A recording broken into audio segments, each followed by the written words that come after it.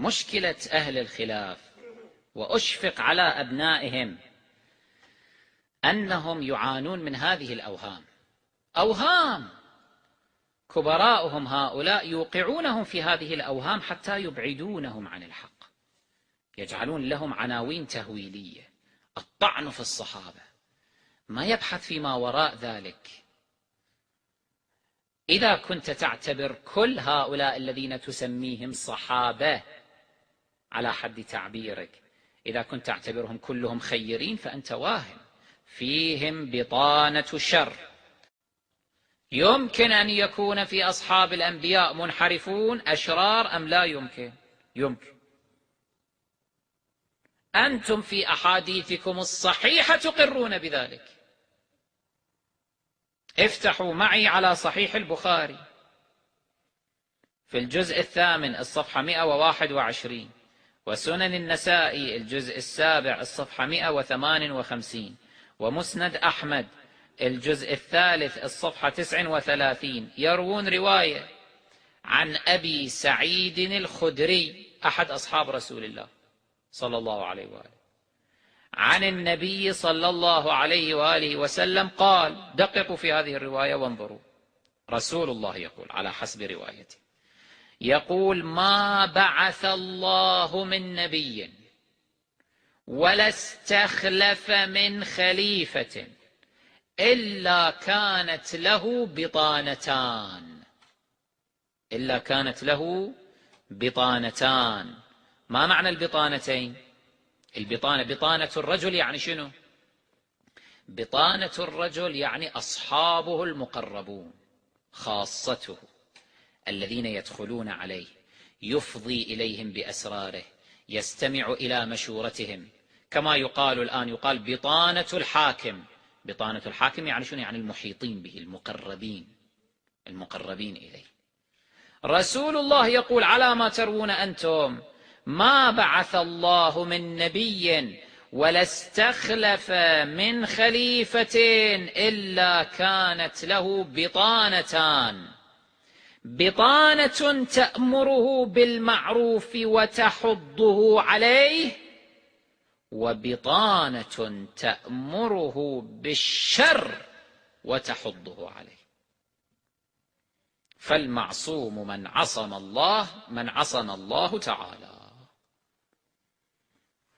ما معنى هذا الحديث؟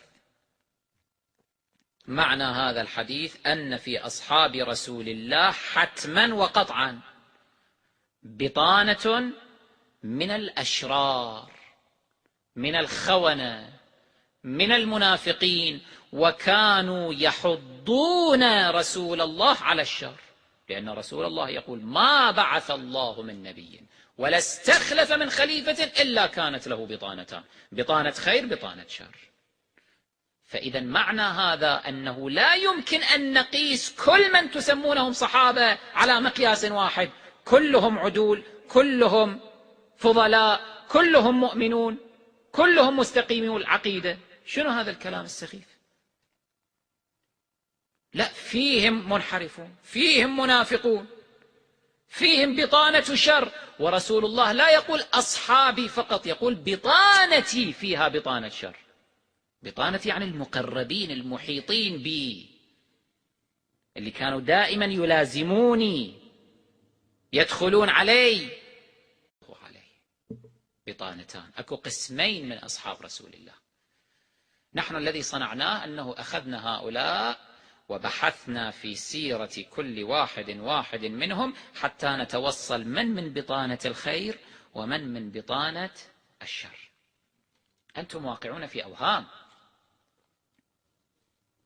هذا وهم. والوهم الثاني أنكم تعتقدون أن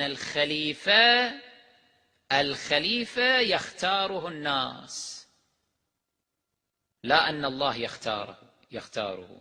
نحن الشيعة نقول الخليفة يختاره الله، الله يختار خليفة رسوله صلى الله عليه وآله. أنتم تقولون لا، الناس ديمقراطية، الناس تختار خليفة الرسول. هذا الحديث نفسه في صحيح بخاريكم يرد عليكم. شوف نص الحديث، يقول: ما بعث الله من نبي ولا استخلف من خليفة، يعني الله يستخلف خليفة.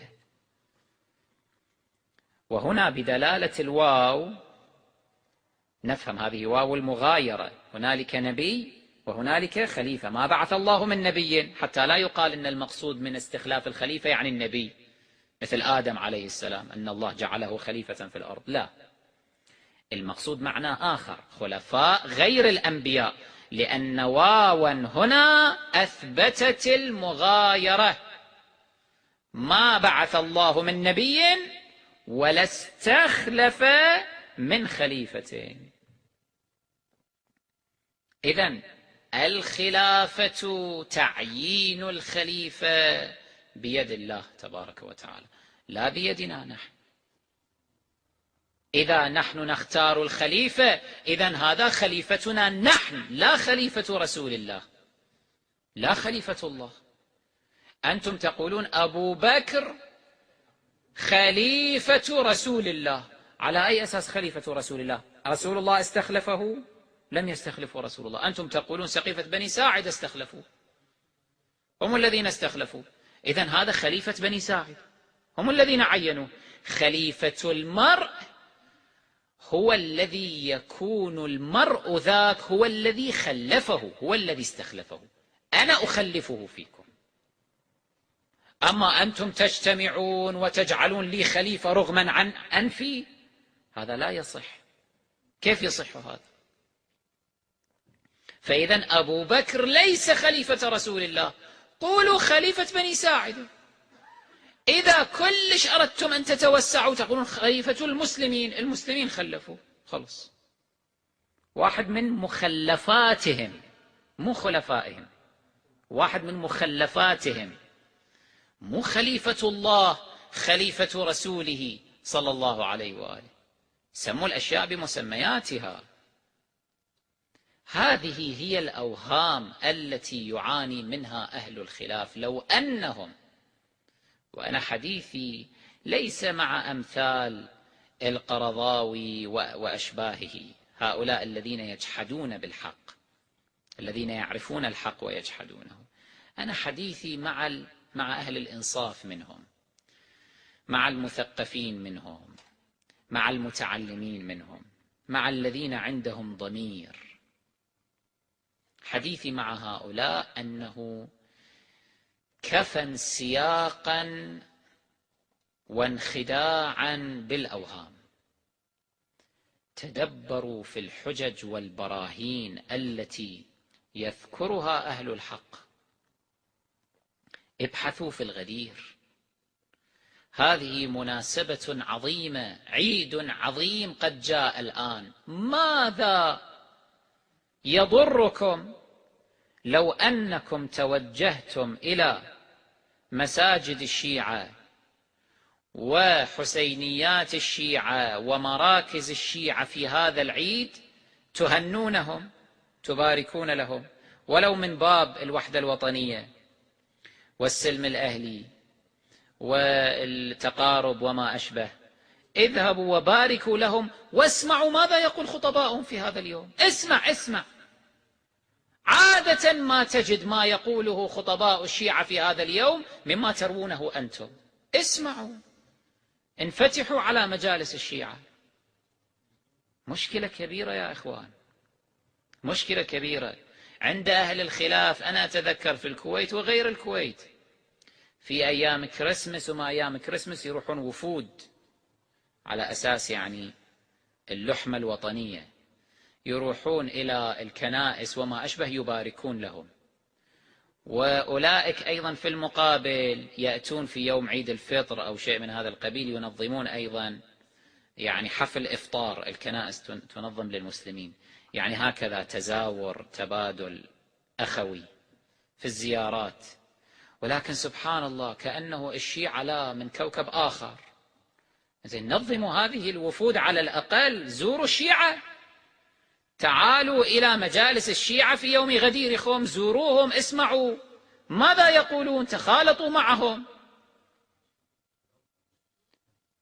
هذه هي المشكلة. ينفتحون على أهل الكتاب أكثر مما ينفتحون